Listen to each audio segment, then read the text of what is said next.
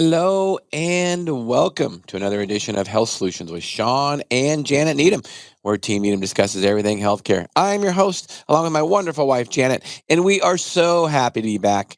We've had a couple-week hiatus. We did do a quick little update when we were in Argentina, but we've been traveling around the world, Argentina and Arizona, racing mountain bikes and just having a ball. So we've kept you updated with some previous episodes, restreaming, and we kind of did a little fast update when we were drinking coffee at a coffee shop in Argentina.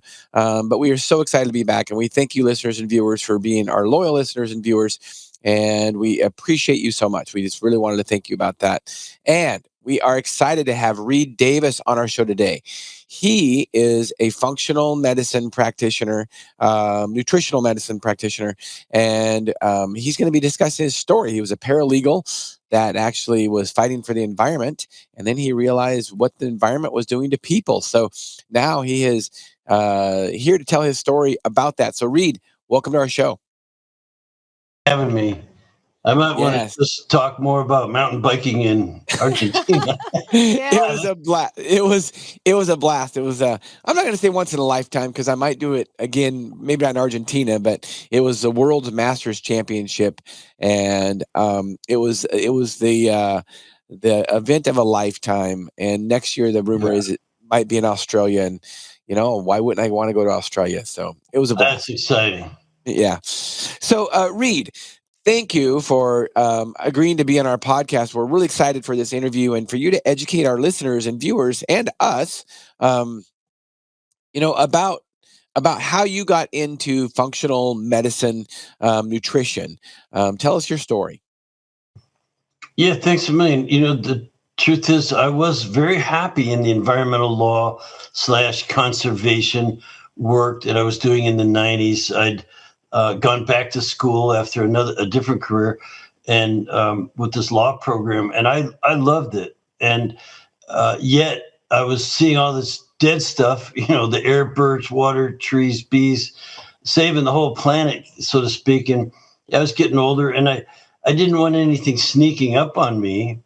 And I was really curious what the environment was doing to people, to us. And, I've always been a helper guy that wanted to do some good in the world. So I switched jobs. I went to work in a clinic in Southern California, and I was hired to more or less run the place and see what good we could do. I really got along well with the chiropractors and acupuncturists and the team that was there. They had a DO. Anyway, so the owner invited me to go along with her as she was getting her diplomate in nutrition to add to her license, and said if I just came along and did all her homework and mine too, then I would get a certificate in nutrition.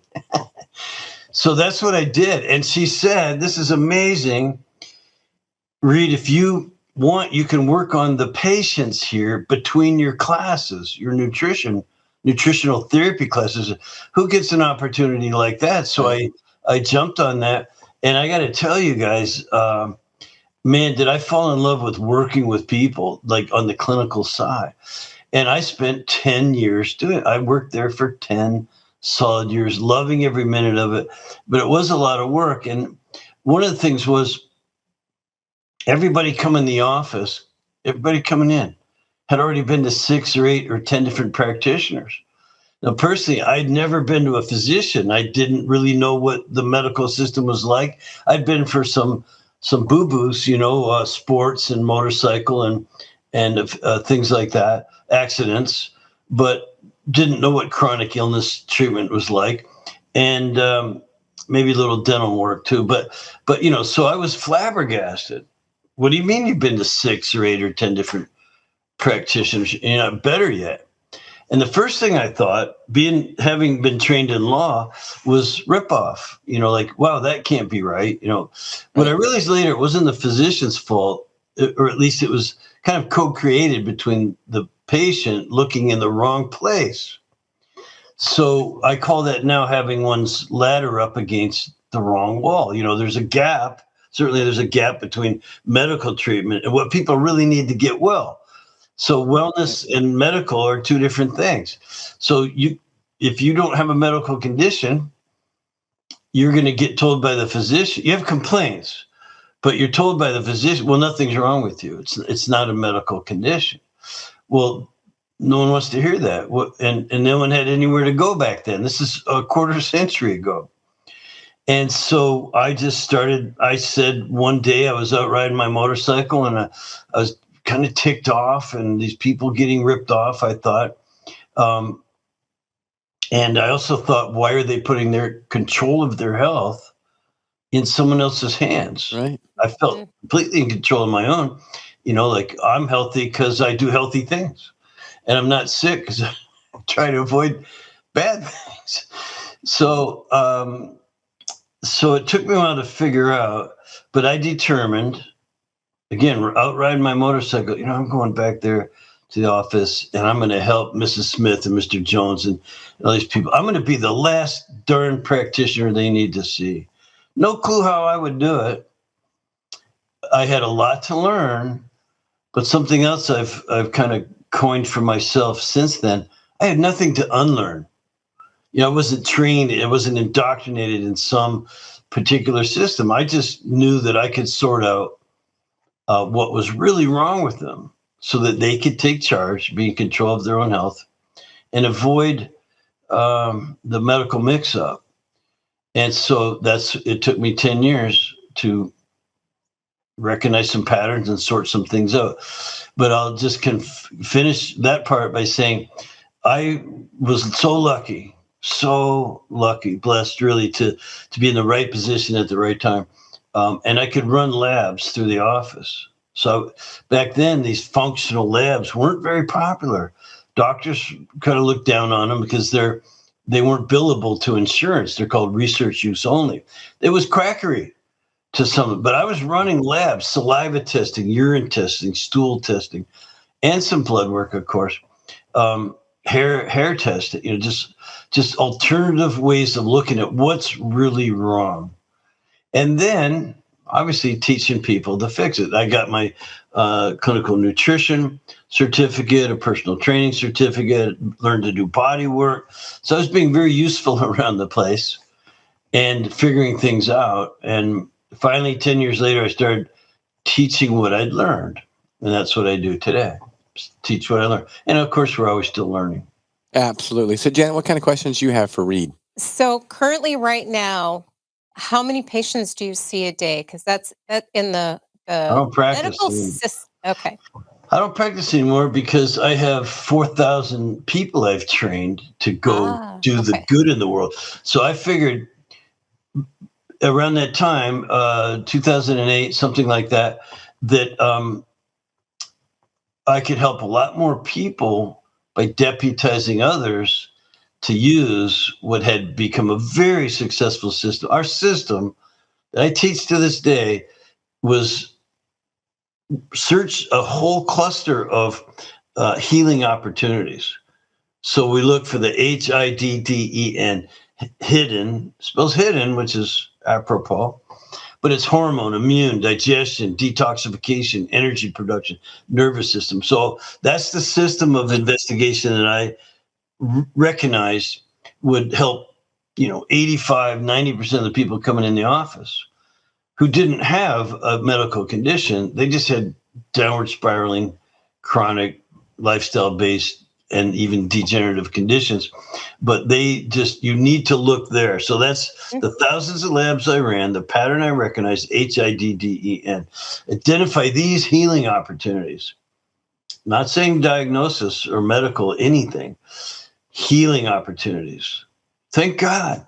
Thank God Mrs. Smith would say, I can't believe you figured out what's wrong with me. Mm-hmm. Now, how do I fix it? Well, this is where the self-governed, being in control of one's own health becomes a lot of effort, to tell you the truth. So the people who just want to take a pill, nothing for you. You've got to live yourself out of the problems you've lived yourself into. And so that's where the DRESS lifestyle program comes in: diet, rest, exercise, stress reduction, and supplementation. And so those 5 things we can't say cure all because we're not allowed to use that word. But man, does it fix almost everything that's wrong with people today. And so hidden stressors and dysfunctions upstream, run the labs, apply the principles of healing, DRESS, and it was working. We were just overwhelmed with the amount of people who completely recovered from weird things, stuff no one else had sorted out yet. I love your analogies, and I love the acronyms. Well, I'm going to do my best to remember those. One of the things I like about the dress, the DRESSES. What Yes, was it? sir. Right. Yes, sir. So diet, rest, and exercise, and we preach that over and over on our podcast. So those are just three of the it's so simple. It should be so simple, but we make it so complicated. But in general, if you're getting, good sleep and good rest, and you have a good diet and you're exercising, and in that order, sleep is more important than exercise, and exercise is more important, and sleep is more important than food also. So it goes sleep, food, and exercise, and in general, you should be a healthy person. Now, there are the details in there with the stressors and things like that, but a lot of times what happens with those stressors, Reed, is those stressors are what screws up our rest and sleep a lot of times, and then there's just a snowball effect. Absolutely.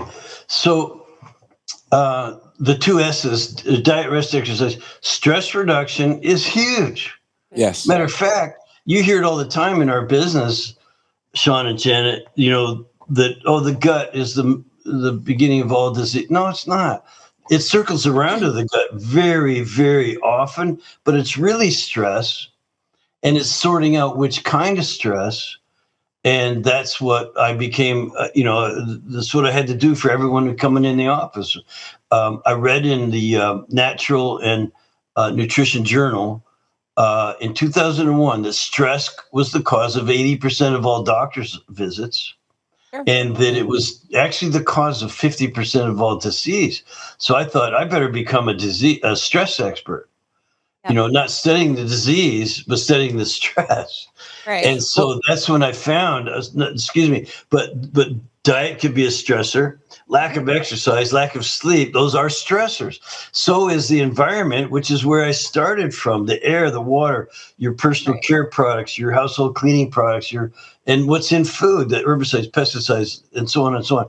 And so then it's also physical. Personally, if I had a major stressor, it would be chronic aches and pains from multiple injuries.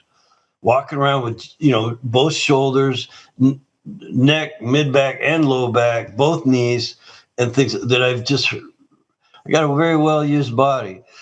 So that, and the body doesn't know the difference between a psychological pain or a physical pain, or even a chemical assault from the environment. It just responds the same way. You go into stress mode, you go into high cortisol, adrenaline, you go into, the hormonal imbalances and all the things. So, and I can show you now on paper the downward spiral, the links in the chain, or the dominoes and how they fall, and you end up feeling really lousy, even with diagnosed conditions. So let's talk about stressors then. Let's focus on that a little bit, because I bet you there's some listeners and viewers out there that are saying, well, I guess we all have stressors and we can't get away from them. So, how do we deal with it? Because we live in a stressful environment. It's just true, whether it be mental, whether it be physical stress. So how do we deal with that day to day to minimize how it affects our health? Yes, sir. Well, I have three main categories of stress, and you can come up with other ways of slicing and dicing it. But this idea of mental, emotional, spiritual angst, and lack of purpose in life, and just your kids and your money and your spouses, and you're driving through traffic, and God forbid you listen to the news. There's a lot of right. So true. Everybody should be at 6 o'clock. They should turn on their podcasts and listen to helpful people trying to do some good in the world, not the crap that's going on. So that you could start there, turn the TV off, unless you're watching a good YouTube stream or something like that. But mental emotional is just one kind of stress. And so we sort that out. I get up every morning grateful. I have a beautiful wife who I love, and I was so fortunate to meet a little bit later in life. And we plan out our days and weeks and months and the years we have together in a joyful, with a joyful point of view. Thankfulness, gratefulness is number one in our lives. And so we can sort of handle some of this stress that's in the world. But the other kinds of stress, it takes maybe a team of experts if you want, or become one. With the environmental stressors, that was my background before, quote unquote, health and wellness. So I know about the herbicides and pesticides. Everybody could go to, it's the Environmental Working Group, EWG.org. It's free. You go there and learn all about what's in your food and what foods to avoid that have too much toxins. The environment, again, the personal care products and cleaning products. And man, you can really reduce stress. That's just another form of stress to me. Getting rid of that stuff. I live out in the country. We grow our own food with no chemicals on it, just good nutrients.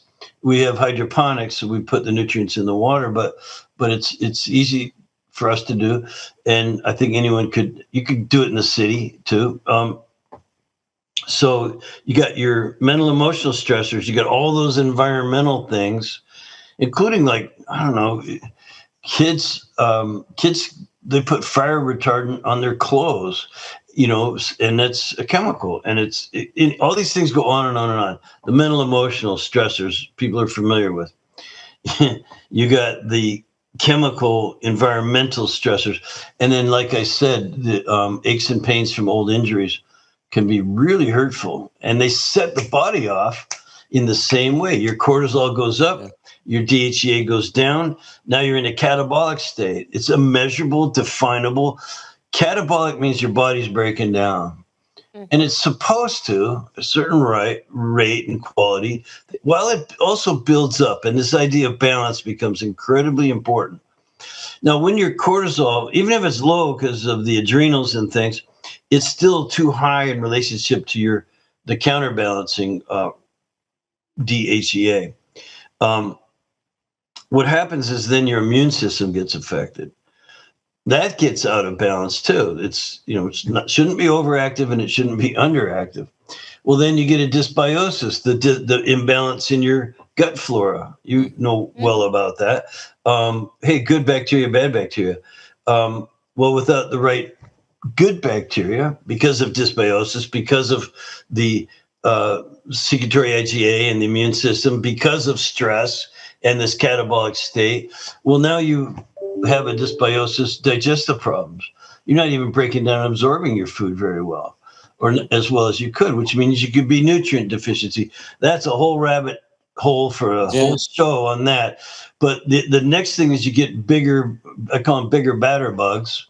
If you're dysbiotic, it's just your good and bad flora. But then along comes parasites and big bacteria and funguses and other things that can really upset the apple cart. Now your body reacts to that, and you've got leaky gut, hyperpermeability. Now you got big particles floating into the bloodstream. They stink up the liver and your whole body, including skin problems and migraines and tiredness and fatigue and, digestive problems, as we mentioned, on and on and on. And then you're toxic. Now you got a detoxification problem. And there's a couple other things to look for if that isn't enough for you. But, right. No, that's, it is. We could talk about stress the entire podcast, or stress all this breaks stuff. you down. Yeah. It makes you vulnerable. It weakens you. And we're just sort of only human. The environment is powerful. It's got powerful things in it. And if you're not in balance, if you're not prepared, you could end up in serious trouble, because we're all different, right? We can all handle certain types of stress at different levels, different times, different places. And so the only way I found to combat it is with that DRESS. Eating right, going to bed on time, getting up thankful, moving your body around, and then sort out those stressors. Can you eliminate any? Yeah. And you might not be able to change jobs or spouses. Can't ship your kids off anytime Right. you want, but the rest of them, man, you can really sort out. Again, I love the environmental working group for the what's in the environment, and it's huge. And then the aches and pains and things. I found that I have to see a trainer. I do Pilates, and I go to a guy who does stem cells and platelet-rich plasma and prolotherapy and stuff, and I let him stick needles in me. Yeah. Well, the good news about everything you're saying is most of the things we can take and do it on our own. It's a lifestyle. Yeah, Janet, you're so right. And in this course that I teach, the first thing I teach is setting the example, walking the talk, following the principles of health building on oneself, so you can live a certain lifestyle, and you don't feel guilty preaching about it if you're actually doing it. And that's so bad in healthcare. It's so prevalent that many healthcare professionals aren't healthy themselves. I will tell you, a lot of pharmacists aren't. I will tell you, a lot of doctors aren't. A lot of nurses aren't. And here we are trying to preach health and wellness to our patients, and the professional's not healthy. And I just think that's, the analogy I use is, imagine if you go to a dentist and the dentist has crooked and yellow teeth. Yeah. I mean, seriously. Yeah. You would walk. I would hope you'd walk out. Yes. Or speaking of personal trainer, I mean, imagine if you had a personal trainer and they were overweight, or they weren't in the best health, and that's all relative also, but that's what's important. I mean, I personally, I have a mountain bike racing coach. He's a better mountain bike racer than I am. He used to be on the world level, and that's the kind of person I want. I was impressed when you said you were on that mountain biking trip in South America. I thought, wow, here's someone who walks the talk, and it's really important if you're going to be, up on the stump, that you do at least most of what you talk about, and we're all vulnerable and have our strengths and weaknesses, but you can do a lot of good in the world, as I know you guys are doing. Well, yeah, and I think, like you say, be good examples first of all. So let's quickly get into your book. Yahada, will you go ahead and stream his book? You co-authored this book called. Tell us about your book. Well, I was actually asked to contribute to this book by one of my students who graduated, and her specialty is putting books together, and said, would I like to submit a chapter? And I'm a very busy guy helping people, but yeah, I think there's something that worth sharing that I have and have created. And so I did. I've contributed to 3 different books, actually: the Gap, the Needs Gap, and another one on business called Mission Matters. And I'm also writing. She's actually my book coach. This lady here, Pantea. So I'm writing my own book, where it'll just be all mine. But the idea is to get people to remember what I said in the beginning. Number 1, you got to be in control of your own health. You can't just put it in someone else's hands. And you want to work at the causal level if possible. Go as far upstream as you can. Identify as many things as possible that need changing, need repair. Like, that's why we run the labs. I teach a course in lab work, if you just want to break it down, and natural protocols. So it's what's really wrong? How do I fix it? Not to be addicted or spending zillions of dollars on every kind of practitioner for minimal return on that. It's how you can be in control. So anything I write is going to be about that. Well, it's interesting you talk about that because you are on the same page with us, and that's why you're perfect for the podcast.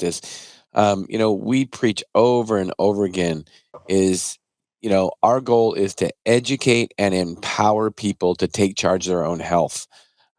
If you Yeah. truly want to have freedom, um, you have to take charge of your own health. And there's not some doctor, there's not some magic pill, there's not some magic pharmacist or that is going to fix it for you. Yeah. People have to do it ourselves. Now, as professionals, we can help educate people to do it, but ultimately they have to take charge of their own health. Yes, and there's systems for that. You're not alone. I guess is another important thing. Um, People eventually will start asking good questions. Hey, what can I do? So you go to a physician or a practitioner of some sort, and they need to be able to tell you again the DRESS that what's the right diet for me. How are you supposed to Yeah, figure that one out? right, right. And so that's been a huge one for us, and because there is no one diet that's right for everybody. You were just down in South America where there's different tribes of people, and they live almost exclusively on like corn and potatoes. In the Andes Mountains, there's the Quechuans. They have over 400 different kinds of potatoes, and they actually consider it like medicine. Like for this thing, you eat this kind of potato, and for another thing, you eat a different kind of potato. But they burn carbohydrates really, really well. Yeah. Yeah, and these high quality things to them might not be so high quality for me. I'm a meat eater. I grew up on fish, a lot of fish, and some good quality other meats, and that's what fuels me the best. And it's built into your bones. You can't change that. It's yeah. Right. There's a lot to be said about ancestral eating. Um, Look at the indigent people in, like from Alaska and up north of there. I mean, largely they didn't eat potatoes, vegetables, fruits. I mean, they None. largely ate blubber, seals, fish, um, and that's it. And that's why when we throw them into a diet, more of especially the standard American diet, we throw them into that kind of environment, and I mean, their health just plummets.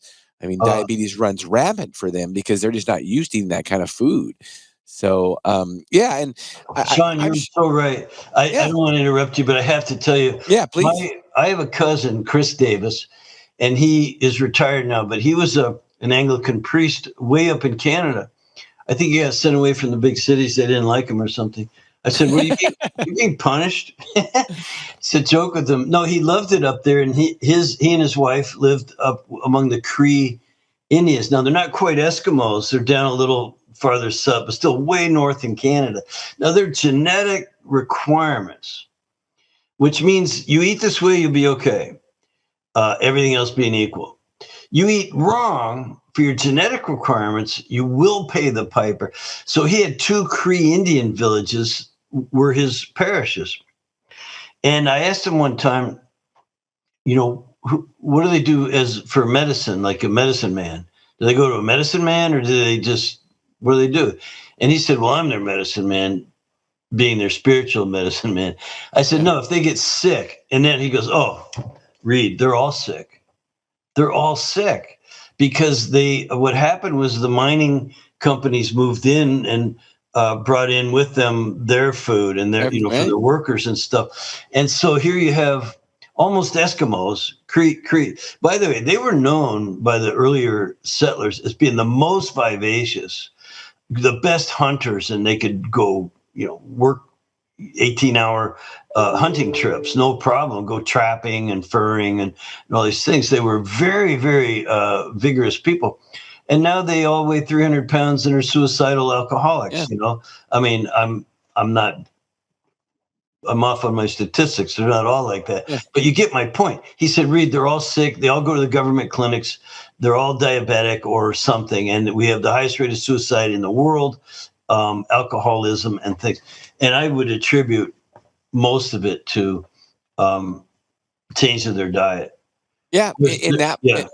in that population, prior to them being, introduced to the standard American diet, they didn't have there was heart disease was non-existent, and so was tooth decay. They didn't have cavities, none of that. And now, when you look at that population, they do because their bodies just aren't used to eating the food that they didn't historically eat.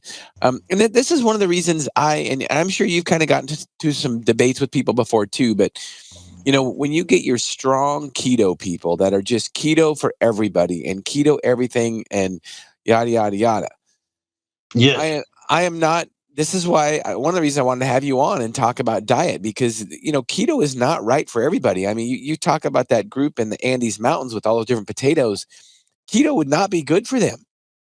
Not true keto in that we think of the keto diet. They wouldn't do well. They get into ketosis a little bit, but it's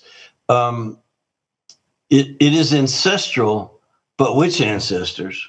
No, because most of us are so mixed up that we don't even know who half of them were. And you run these DNA genetics tests, and you find out you're part this and part that and part this and a little bit of that mixed in. And so, what's the right diet for me? Well, there's actually a science to it, and it has to do with oxidative rate mostly. So there is a way to sort out at least the percentages of protein, fat, and carb that are right for you. And that is such an empowering thing. You talked about empowerment and helping people be in control of their own destiny and health.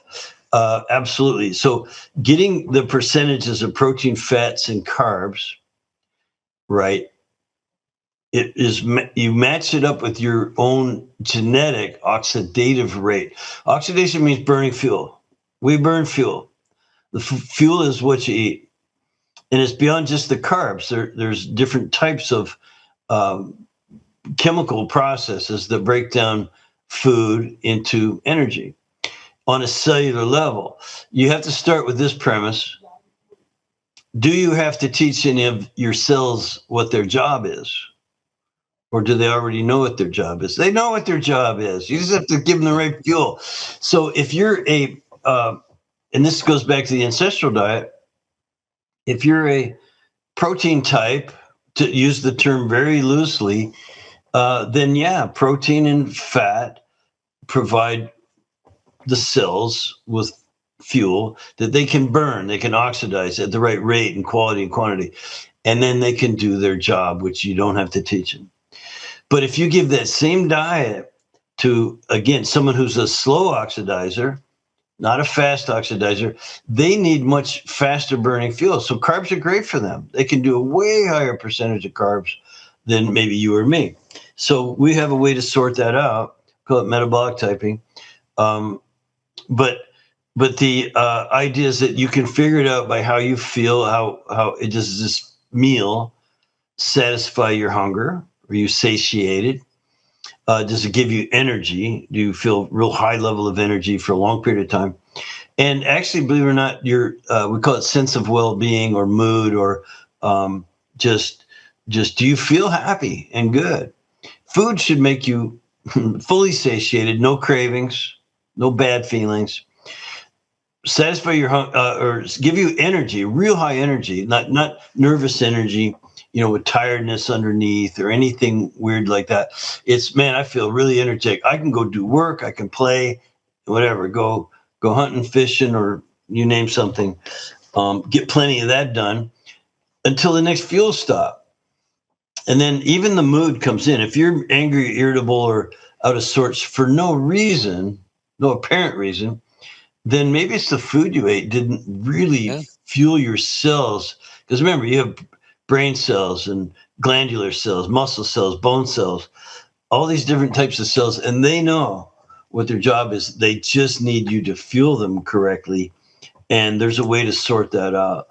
And it's why the Quechuan Indians in the Andes can eat just corn and potatoes mostly, while the Eskimos have to have real high, dense, slow burning fuel like like you mentioned, blubber and seal meat, and fish maybe, but nothing other than seasonal nuts and seeds, perhaps.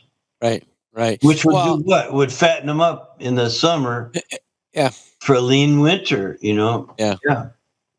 Well, one thing to remember too about when you mentioned the people that live in the Andes that eat potatoes and corn, might go into ketosis. And I think one of the things we forget about when we talk about ketosis is, we always talk about low carb, high fat, when we talk about a keto diet. But in reality, you can go into ketosis if you eat carbs, as long as you're burning them and you're burning them faster than you eat them. You know, um, and that population, they might fast somewhat too. So if they eat a whole bunch of corn and potatoes, and then they don't eat anything for 24 hours, they might go into ketosis a little bit, because they fasted. So that's one thing too, is that you don't have to eat low carb to go into ketosis. Or if you exercise a lot, like me as a mountain bike racer, I'm sure I'm in ketosis sometimes when I'm, even though I'm eating drinking pure sugar water when I'm riding my bike, and I'm exercising really hard because I'm burning 1,000 calories an hour and eating 200. So I'm Mhm. probably going into ketosis. Yeah, exactly. And so people ask me all the time, what should I eat? And there's the genetic requirements that have to be met. But we also find in today's world, with all of the um, environmental contaminants, pollutants, and herbicides and pesticides, you just name all this stuff, something like 80,000 chemicals, right? Very few have been tested for safety, by the way. We are the test animals. We're the rats. And it could turn out real bad for a person. Um, so what we also do is we test for food sensitivities. One of our 5 most common tests is the food sensitivities test, because you got to minus those for a while. The more the body breaks down, as I described it earlier when Janet was on, about the catabolic state, your sex hormones go out of balance, your immune system gets affected, and you end up with this dysbiotic condition in the gut. You're not breaking down and absorbing food right, and then you end up toxic from food, penetrating through the gut lining where it shouldn't, and then you get more and more food sensitivities. So we always test for them, and it's whatever your quote unquote metabolic typing diet is that's right for your genetics, minus the foods you're sensitive to. And it doesn't have to be a full-blown allergy. It could just be something that we call it an oral intolerance. I'm sure you know about that. Yeah, well, I mean, gluten's a common one. I mean, it's not like most people are allergic to gluten necessarily.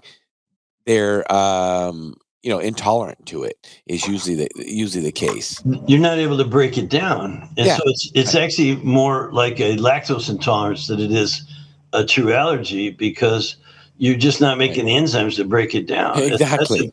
Yeah, it's not an allergy. Your IgE would be normal, to Yeah, that specific right. antigen. Yeah, so um, oral intolerances and sensitivities come in different forms, and you might even know from accumulative effects, or just the way you feel after eating a certain meal. I know that if I eat bread and butter, I go to sleep instantaneously, and I don't do it anymore. Took me Yeah, right. a while to figure that one out, but Yeah. like you're sitting there at dinner with people eating. Next, they're asking you, "Are you okay? Are you okay?" Eyes glazing over, and you know, it's good. You're in a good mood. So these endorphins, in that case, gliadomorphin, uh, actually numbs you. Knocks you out, trying to Yeah. protect you. Yeah, Yeah, it's food food crazy. food food can do that. And we got to find out what works for us. And it sounds like you are good at training professionals to seek out to have training to seek out these problems in patients. And so let's go ahead and stream his website, fdntraining.com, Yahada. Yeah, tell us a little bit as we wrap this podcast up, Reed. Tell us a little bit about your training program.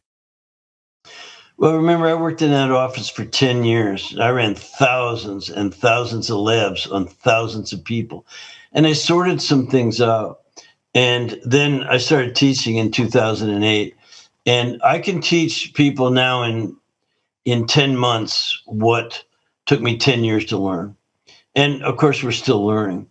So this workshop that's here that I see on the screen is an introduction to that.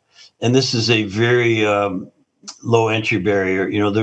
I think it's $11 or something. I'm not sure if that's what this one is, but it's Jumpstart Your Health Coaching Career.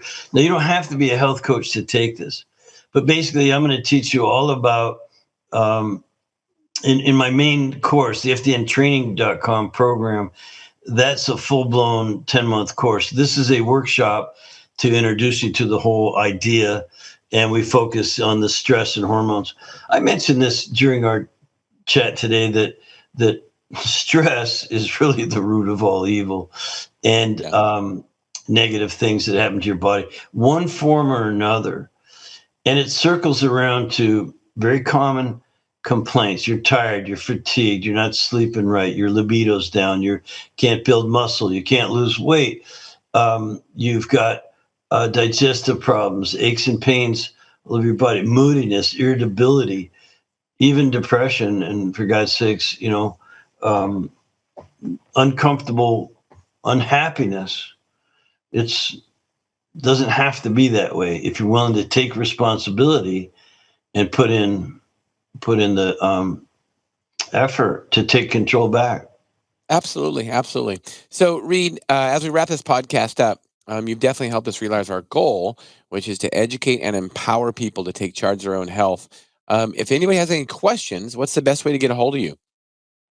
That website, FDNtraining.com, I think there's really good support of people who won't try to sell you anything. They will answer your questions and guide you if they can to wherever you need to go. Maybe you just want to work on yourself, but maybe you want to help other people as well, or both. And Shawn, I'm telling you, so many people came to us just for their own health and decided, you mean I could do this for a living and help others too? Yes, you could become a health entrepreneur and help us save the planet, right? Yeah, absolutely. Absolutely. Well, thank you, Reed. You've definitely helped us realize our goal today. I appreciate you being on. I appreciate your wisdom and knowledge. And listeners and viewers, thank you for watching and listening. And Thursday, you want to tune in because we will be streaming live from Kansas City, Missouri at the Free Market Medical Association annual conference. And we will be interviewing the keynote speaker, Peter Klein. And we'll be talking about how regulations in healthcare actually create barriers that can harm patients. So you don't want to miss out on that. Stay tuned for the link. Health Solutions with Shawn and Janet Needham. Thank you for listening.